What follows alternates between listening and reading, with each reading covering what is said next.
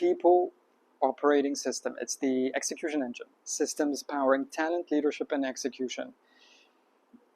What does that all mean? I'm going to let you know in a minute, but I'm going to say that this specific topic has been a topic that many of the clients that I work with, regardless of their size, regardless of which industry they're part of, have found some to a lot of relevant mechanisms, a lot of relevant ideas within this concept that really could help them move to the next step or get closer to reaching their goals. I wanted to also kick it off with this specific insight that I found it to be reflective of what I perceive as reality, which is 67% of strategy execution failures are attributed to leadership, alignment, and coordination.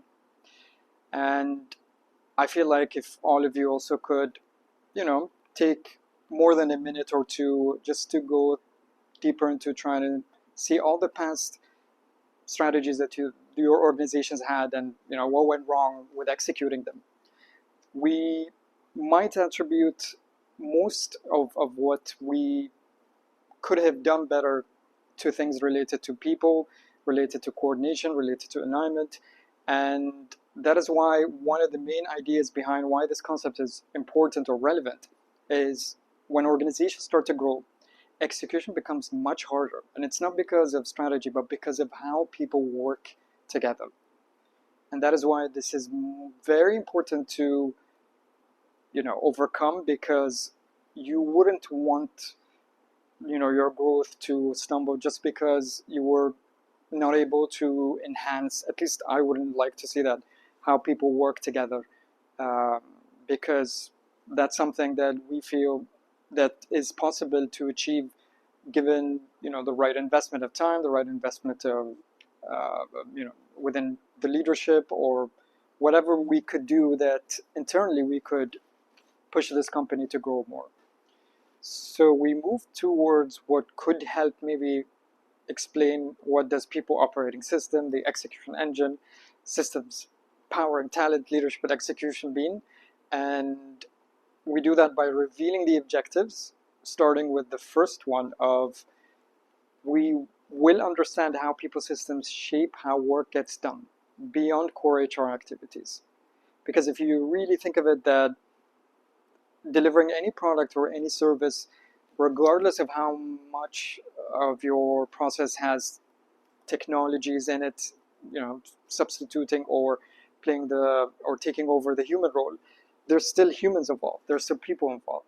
Therefore, there's a lot of aspects that still needs, shaping up to do. And one of the main ways that could be by having a people operating system. The second one is realize how growth reveals gaps in leadership teams in the organization. This is something very interesting always to see, because the gaps really become way more obvious with time, and it's always interesting to see how especially CEOs or founders get to see we didn't know that existed on that specific size of a gap. The third one is the identification of the different components, the key ones actually, of what makes a people operating system, and not only on a generic basis, but on the level of the individual, on the level of the team and the organization. And then number 4, know how execution is driven through mechanisms. And there are many mechanisms, such as goal alignment, manager effectiveness, and much more. And then finally, link role clarity, hiring clarity, ownership, and decision-making to execution speed, consistency, and outcomes, because they are linked, and we want to link them in a way that boosts that execution level in terms of speed, in terms of consistency, and in terms of what the outcomes are we want to get out of it. Now, going through this entire list of objectives requires us to divide this entire thing into parts. So starting with the first part, which is going to be the effect, and it's about the amplification effect and the main problem of what happens when we start growing. Then is going to be the insight, which I'm going to share how one Catalan proverb that has been said many, many years ago and it stuck with me, found its way into this topic. So it's something very interesting to me, at least. And then we're going to go through the system and the engine, which also, these are the two most dense parts of this entire thing.